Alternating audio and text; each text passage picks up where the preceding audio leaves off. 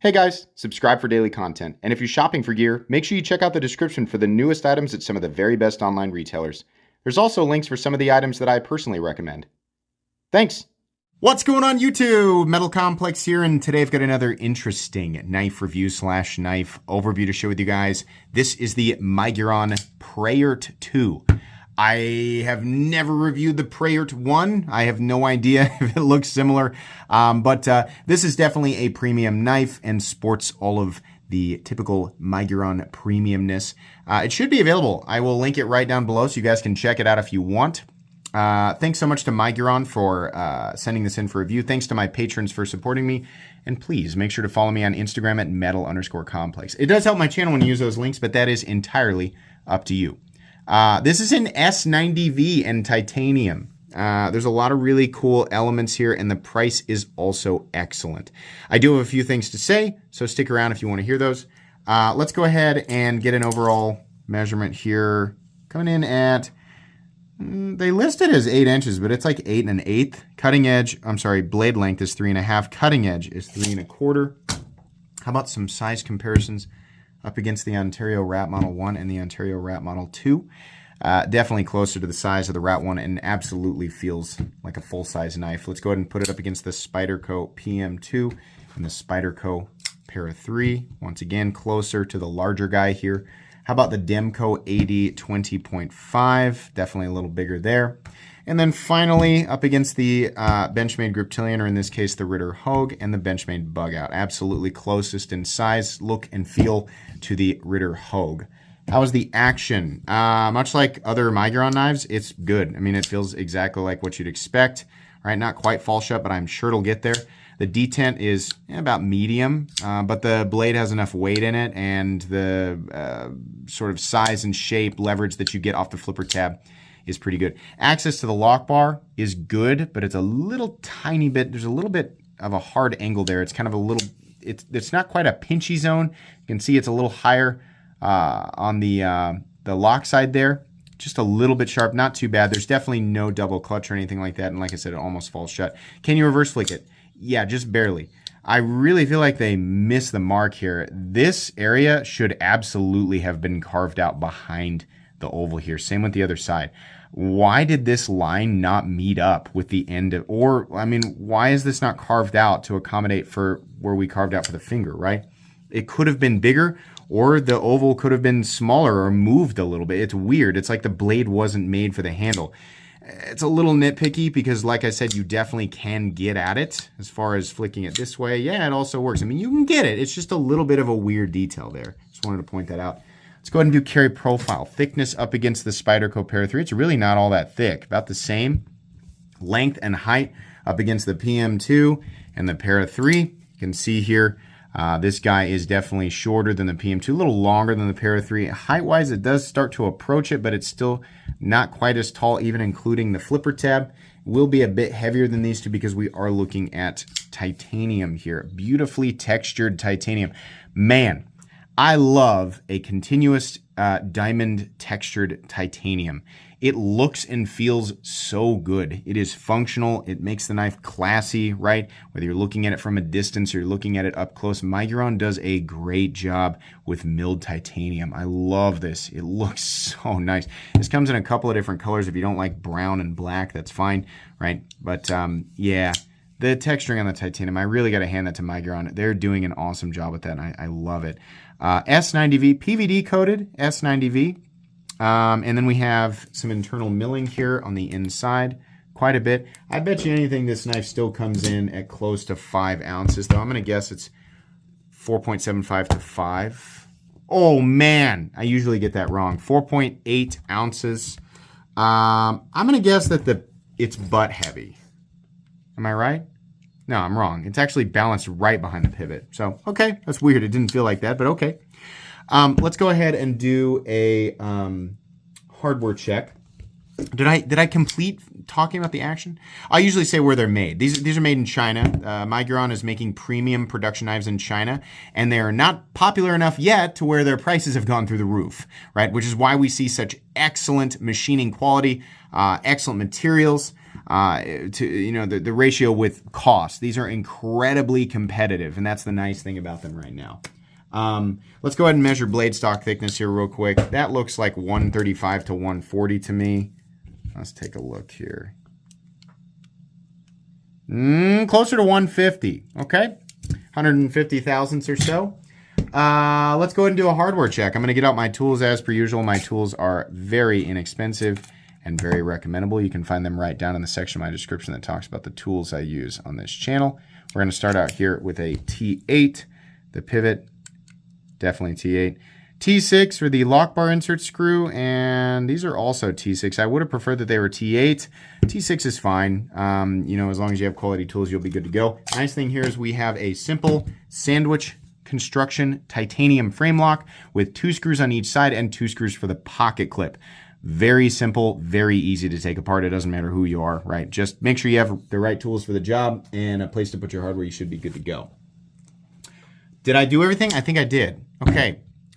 Miguron is really zeroing in on an absolute home run, and I can feel it because a lot of they've kind of like figured out what people like to see from them. They're definitely taking notes. If you think that like knife manufacturers don't watch these reviews, they do, and I'm not just talking about mine.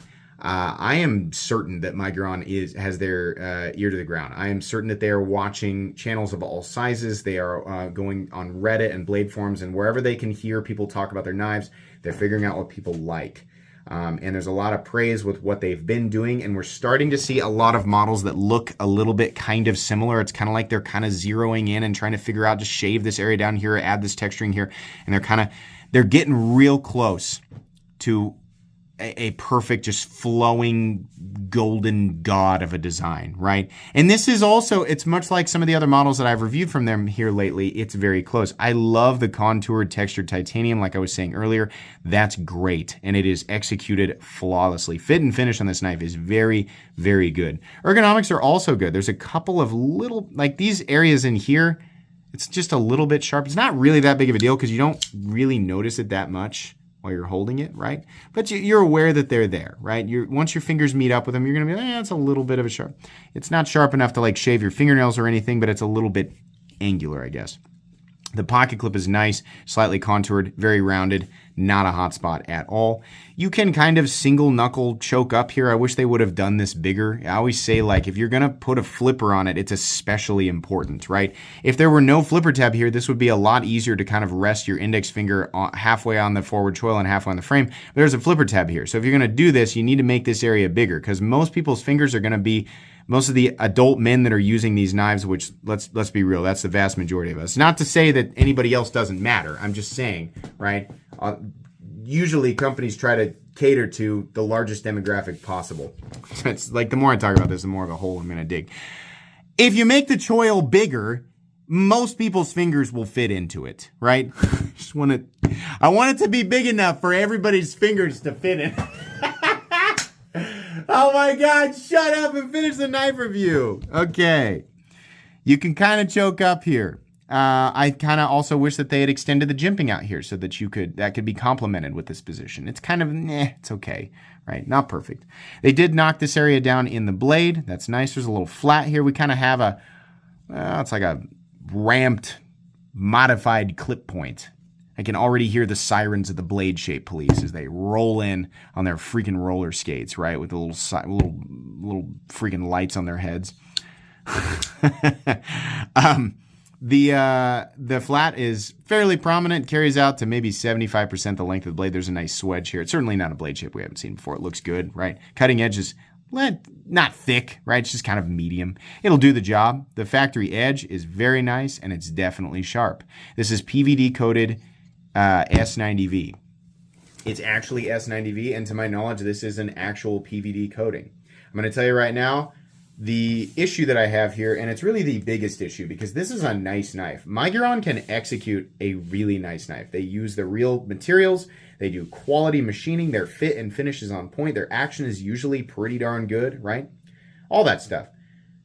But wouldn't you know it, the heat treat is really not all that spectacular. They're coming in at the freaking, it's just like the industry standard 59 to 61.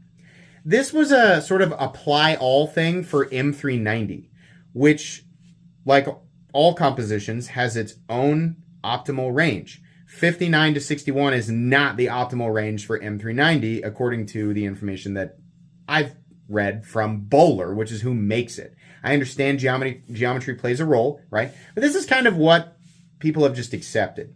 In my opinion, 59 is too low, and I know we're not talking about S90V yet. 59 is too low for M390. 60 is acceptable. 61 is a bit better, and 62 is pretty good. 5961 for S90V doesn't make sense. S90V has a higher optimal range than M390. I think it's like people, a lot of these knife manufacturers just assume that people in general will just think, yeah, anything that's, under 60 is bad and anything that's over 60 is good. No, not at all. It depends on the steel, right? What it was designed for, what it was designed to be optimally hardened to. S90V needs to be higher. 60 to 62 would even still be a bit low. I think optimal for S90V, and you guys can correct me if I'm wrong, and let's be fair and keep it, within the realm of a production, because obviously you're going to get an optimal heat treat on a super expensive custom knife, right? Let's keep it fair, considering these are mass produced in China. 61 to 63, I think would be fine. I think we want to hit 62-ish, somewhere around there for S90V, but 59, that's way too low. You're not getting the benefit from S90V. S90V is supposed to have, when properly heat treated, phenomenal edge retention. Toughness that is similar to M390, perhaps slightly better, right? It's not quite as stainless as M390, but it is very stainless. But you're getting that amazing edge retention, and you are not getting that edge retention at 59 or even 60, as far as I understand, right? So that needs to be higher. It just does, right? And we can't pretend like other companies aren't doing this. Kunwu is knocking it out of the park with these absolutely insane heat treatments. They are hitting those numbers. So, and Kunwu's manufacturing knives in China as well. There's other companies that are doing it too. Let's stop doing this apply all thing. This is something I'm going to mention in every review where I think it's a bit low, right? Let's start hitting those numbers appropriately. I know that what they're afraid of is maybe too much brittleness, but I think we can go a step and a half higher at least and still not have to worry about that unless people are abusing their knives in stupid ways. And most people who are buying knives like this to use probably know that you're not supposed to use a pocket knife as a jackhammer or boomerang, right? So anyways, let's move on here. Yeah, but the blade looks good and it will definitely cut. I'm not saying it won't cut. It definitely will, right? It'll just be like really, really easy to sharpen S90V. So anyways, there is no lanyard hole in this whatsoever. They do not care about lanyard people, right? It is what it is. They also apparently don't care about lefties. There is no position for the pocket clip to be mounted for left-handed carry, right? This is a right-handed frame lock, but as you can see here, this right-handed person has absolutely no problem manipulating this knife with his left hand. So I think we should be accommodating for lefties as well. This is approaching like a medium depth carry. I'm not sure why they didn't just move these screws around and move this clip up just a little bit. It's still not bad though. This is still not shallow carry, so it's fine. It would be silly to complain about that too much. There is a full milled backspacer, not standoffs, right? Which is something to note. And then this is also a milled clip, not a stamped clip. Also something to note.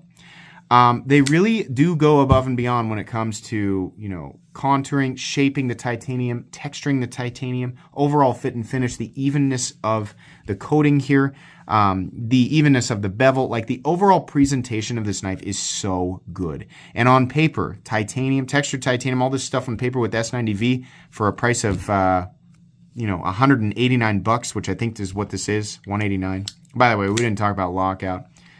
Stop pin is located in its traditional place with a little bit of shouldering. This knife does run on bearings. No blade play, up, down, left, or right. A hint of lock stick, but it'll definitely go away. No double clutch, but also no detent lash. Consistent enough in here. And a decent click into the closed position with perfect centering, right? Yeah, for $189, like on paper, this is all phenomenal. In fact, I would, if it weren't for the heat treat, I would say like absolutely. If the heat treat just doesn't bother you, if you're just like whatever, right? Because truth be told, at this price point, that's pretty consistent across the board with like a lot of these companies. They're giving us the materials, They're going overboard with the overall presentation and execution of these materials, but not with the heat treatment, right? So if you don't care, then fine. But I feel like we should be getting all the horsepower out of this engine, right? If you're going to advertise 500 horsepower, don't give me 350 horsepower. And if you feel like that's an over-exaggeration, let me remind you that the Rockwell scale is exponential with every point that it increases. So the change in the steel from 59 to 60 is exponentially different than the change from 58 to 59, right? And as we go up, it is definitely the case. You also lose toughness and, generally gain edge retention, but the balance of how all this works depends on the composition and, of course, the geometry of the blade, right?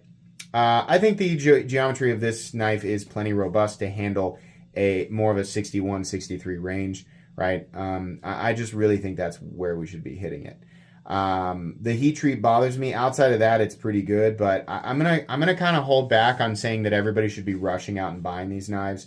Until we get the heat treat, really, I think where it should be. Even if they bump it up just a little bit, right? If Miguron's watching this, even if you bump it up just a little bit, right? They gotta worry about their ends, right? And maybe if they get backlash if somebody snaps a blade too easily or something, because they know that somebody's gonna go out and do something stupid with it, right? But that's just what I think.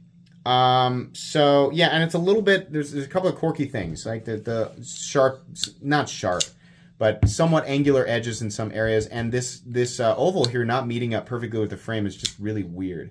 I do have faith that Miguron is absolutely going to nail it at some point. And let me tell you, if you bought one of these, there is a chance that you'll buy one of these and the Rockwell hardness will come in at 61, which is about where I think is the beginning of acceptable for S90V. So there is a chance that you could end up with one, and you're only going to know, if you don't have Rockwell testing equipment, the only way you're going to know is by using it a lot over time, right? Then you're going to know if it's really holding that kind of edge, right? If you get one of those for 189 bucks, I think it's worth it, right? But there's a 33.3% chance that you're going to get that 61, and then it's 66.6 that you're going to have a suboptimal, in my opinion, heat treat on this. So I hope that makes sense. I hope that you got the information that you needed from this review to make a an educated choice here. But I will link it down in the description, like I said, for those of you who want to check it out. Thanks again to Miguron for sending this in for me to take a look at. That's going to be pretty much it today, guys. Please make sure to follow me on Instagram at metal_complex. If you enjoyed this video, leave a like. If you'd like to check out my other content, I do, of course, have lots of videos of knives that are either expensive or inexpensive that I do or don't like, so check those out. And if you enjoy all my content, go ahead and click on that Metal Complex logo right there and subscribe, because there's definitely more coming. Thanks again for watching, everybody, and have a great day.